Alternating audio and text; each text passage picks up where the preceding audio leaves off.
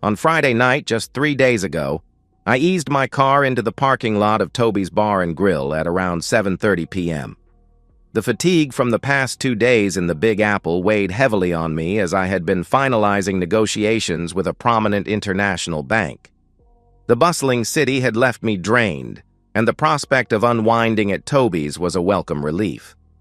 When the day dawned, I was filled with doubt, convinced that reaching a deal was a distant dream.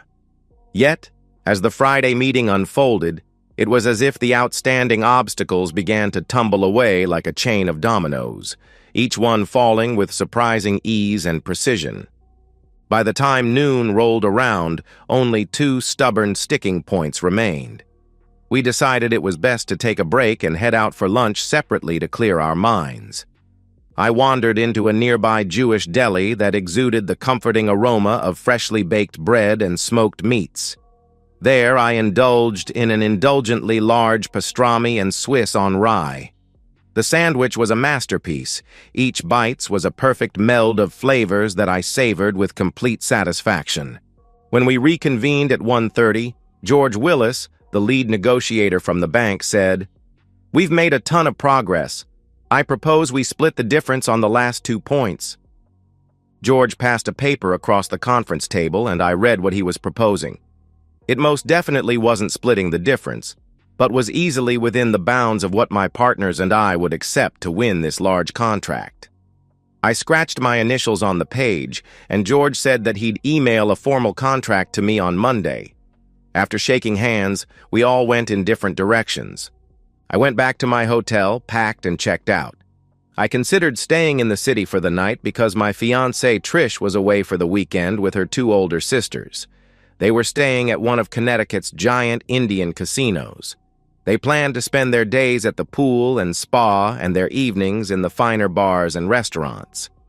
Instead of another night away from home, I headed to Grand Central Station and caught the Metro North train to New Haven.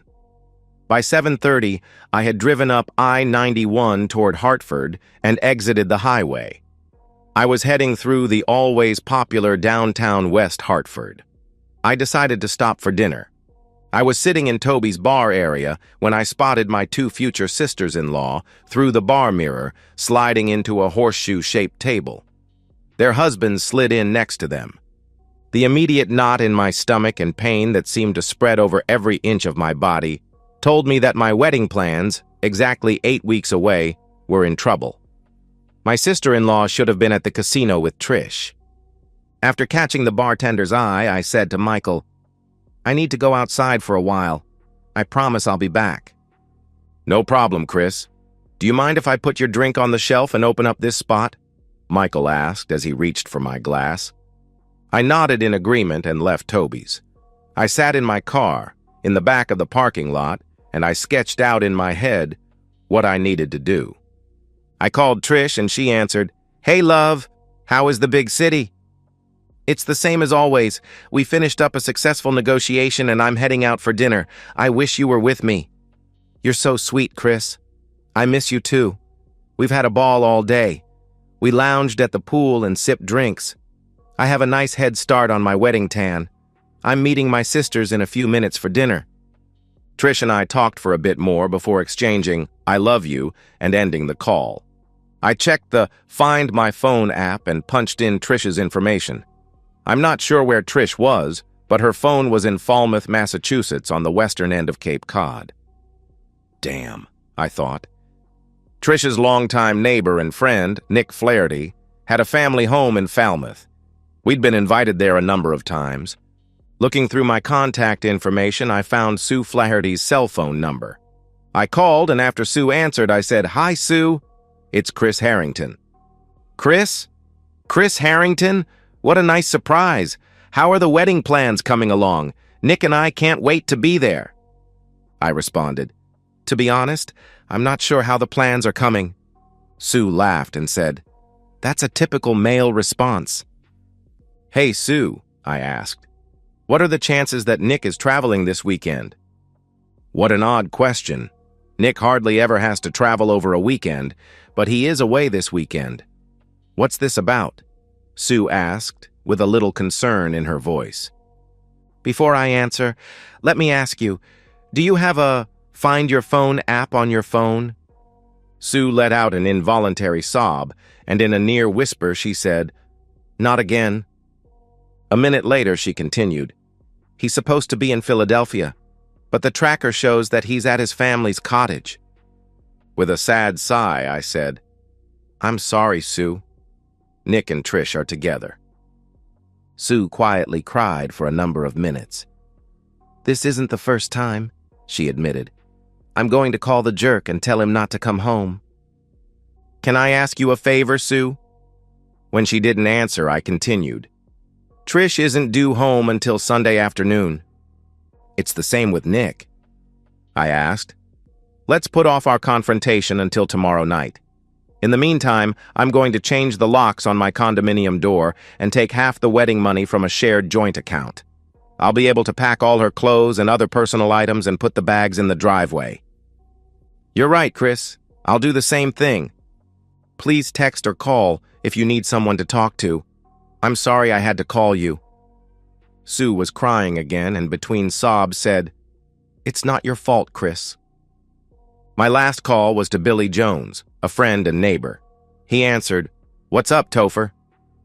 "I need some help, Billy. Are you around tomorrow morning?" "My only plans are to sleep until noon, but Sally will have me up at 7. What can I do for you?" "Is there a chance that you can change the lock on my front door and the door coming in from the garage? And if you could change the code on the garage door opener, I'd appreciate it." There was a moment of silence before Billy said, "Mother Flipper! Is the wedding off? Unless I'm missing something big, Trish and I are dead and buried." "You got it, Topher. I'll head to Lowe's first thing in the morning and have everything changed by late morning. Does that work?" "You bet it does, Billy. Thanks."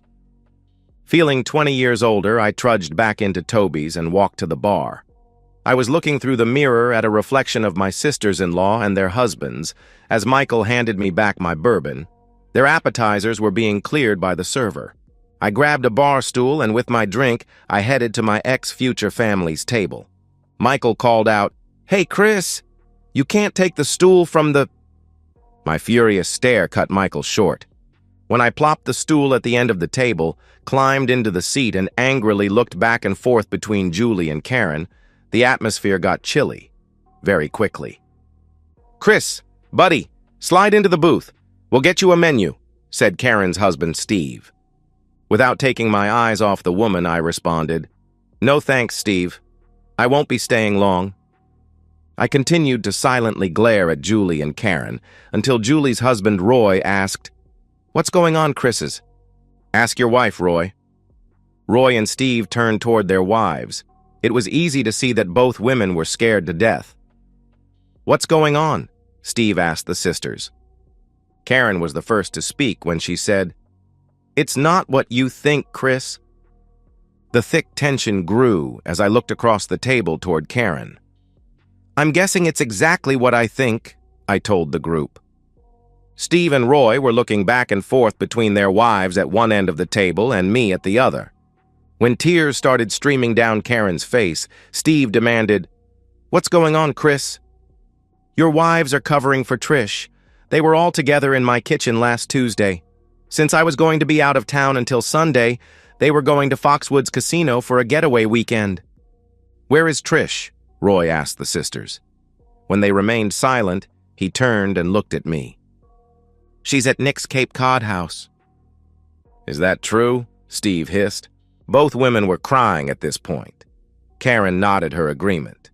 Julie blubbered, "Trish loves you, Chris." "She really does." Steve rolled his eyes and Roy glared at the tabletop. "She has a great way of showing her love. She and her sisters lie to me and she goes off with an old neighborhood crush for a love fest weekend, just 8 weeks before she marries me. Your sister is a disgrace." "Don't you dare." Roy interrupted his wife and said, "Shut the hell up, Julie." Turning to me, he asked, "What are you going to do?" "I'm going to cancel the wedding." Both friends leaned back in the booth. Their wives cried even harder. "Dad has spent so much money on the wedding and reception," said Karen. "I don't care. I'm not going to marry a lying, cheating woman like Trish. I waited a few moments before I told the group, I've told Sue Flaherty that Nick is cheating with Trish. We'd both would like 24 hours before we crush them. 4 sets of eyes were looking at me when I asked Roy and Steve, I need your help.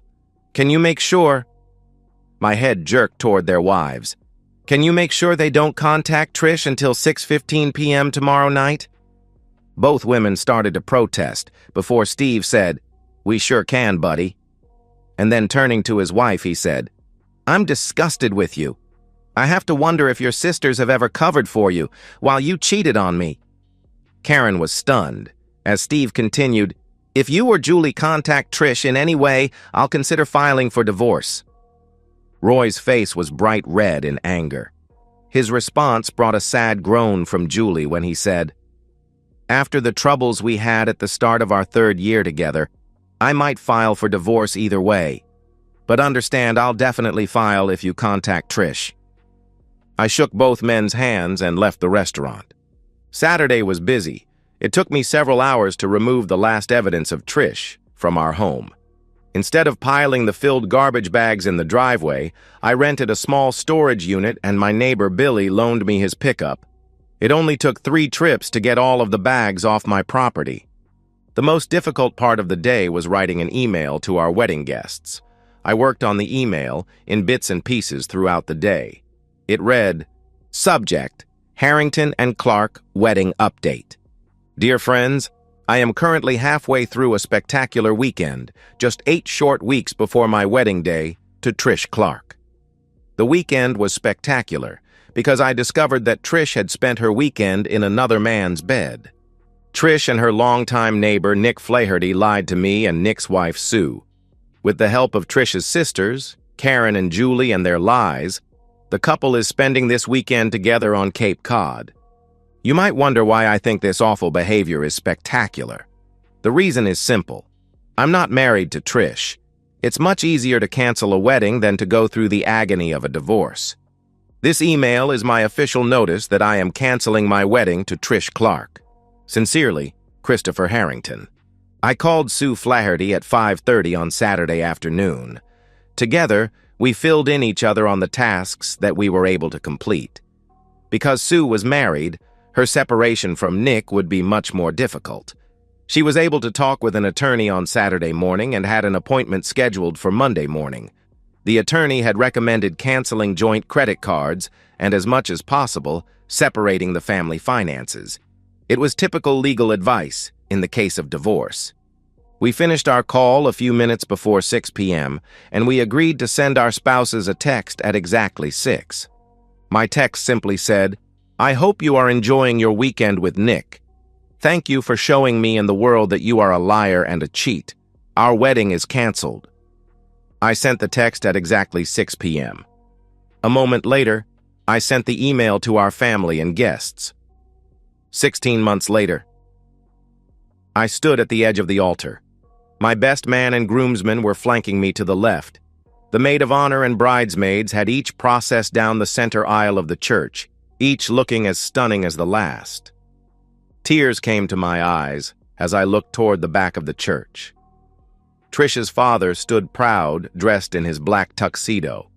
His eyes, like mine and the rest of our guests, were locked onto the most beautiful bride ever. Her blonde hair was styled and looked beautiful under the small white veil. Her blue eyes sparkled and were filled with love, and her deep red lips gave me wicked thoughts of our upcoming wedding night. The form-fitting white wedding dress highlighted her heavenly figure, without making her look beautiful. It was perfect. As Mr. Clark and my bride started down the aisle toward me, I felt a pair of eyes drilling a hole through me. I scanned the guests on my side of the church before glancing at the bride's side. That's when I saw Trish. She had tears cascading down her cheek. I saw her silently say, "I'm sorry," before she turned toward her father and youngest sister walking toward me. And that's the end of today's story. If you enjoyed it, please give this video a thumbs up and drop a comment below. Your support helps the algorithm push my content further. If you're new to the channel, don't forget to hit that subscribe button. It really helps me keep creating more stories for you. Thanks for watching, and I'll see you in the next one.